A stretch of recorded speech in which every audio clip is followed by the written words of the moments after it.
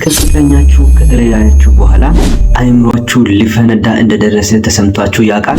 ሌሊት እንቅልፍ ማጣት፣ ምግብ አለመብላት እና ሁል ጊዜ የቱ ጋር ነው የተሳሳትኩት ብሎ ራሱን በሐሳብ ማሰቃየት። በነገራችን ላይ አይምሯችሁ አሁን እያሳለፈ ያለው ህመም በተመሳሳይ የአካላዊ ጉዳት እንደደረሰ ሰው የሚያሳየው አይነት ምልክት እንደሆነ ሳይንስ በግልጽ ያረጋግጣል።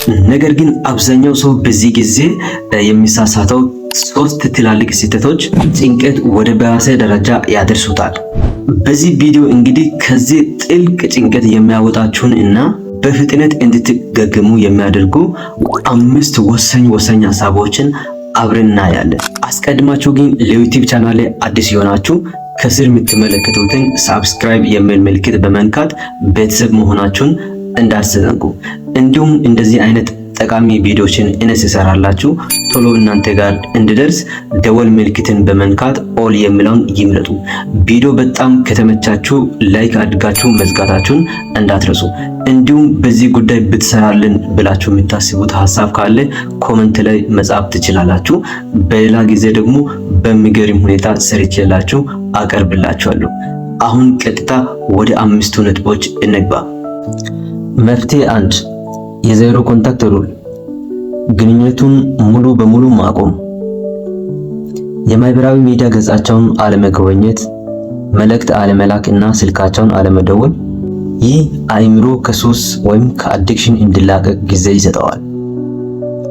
መፍትሄ 2 ስሜትን አለመጨቆን። ፊል ደ ፔን። ማልቀስ ወይም ማዘን ድክመት አይደለም። ስሜትን ጨቁኖ ለመያዝ መሞከር ጭንቀትን በሰውነት ውስጥ ያከማቻል። ስለዚህ ስሜትን በነፃነት ማስተናገድ። መፍትሄ 3 የዶፓሚን ምንጭን መቀየር።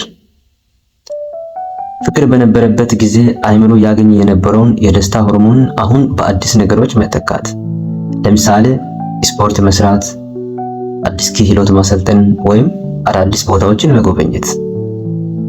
መፍትሄ 4 ሐሳብን በጽሁፍ ማውጣት ጆርናሊንግ ይባላል።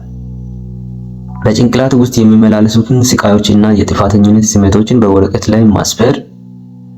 ይህም ሐሳብን ግልጽ ያደርጋል። እንዲሁም ከሆነ ሰው ጋር እንደተወያያችሁ አድርጋችሁ ሐሳባችሁን ማቅለል ትችላላችሁ። መፍትሄ 5 ራስን እንደገና መገንባት ሪኢንቨንቲንግ ዩርሰልፍ። ከሰዎች ጋር መገናኘት፣ የቆዩ ህልሞችን ማደስና ትኩረትን ሙሉ በሙሉ በራስ እድገት ላይ ማድረግ። እነዚህ 5 መፍትሄዎች ከፍቅረኛችን ጋር ከተለያየን በኋላ የሚከሰቱ ጭንቀቶችን ቶሎ ለማገገም ይረዱናል። ትዝ ይበላችሁ፣ መለያየት የህይወታችሁ ማጠቃለያ ሳይሆን የላቀውና ጠንካራው የራሳችሁ ስሪት the best version of you የሚወለድበት አዲስ ምዕራፍ ነው። ይህ ቪዲዮ ህይወቱን ሊቀይር የሚችል ወዳጃችሁ ካለ ሼር አድርጉለት።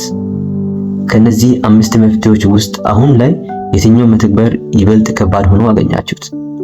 አስተያየታችሁን ኮሜንት ላይ አጋሩኝ። ቀጣይ ቪዲዮ እንዳያመልጣችሁ ሳብስክራይብ ማድረጋችሁን እንዳትረሱ።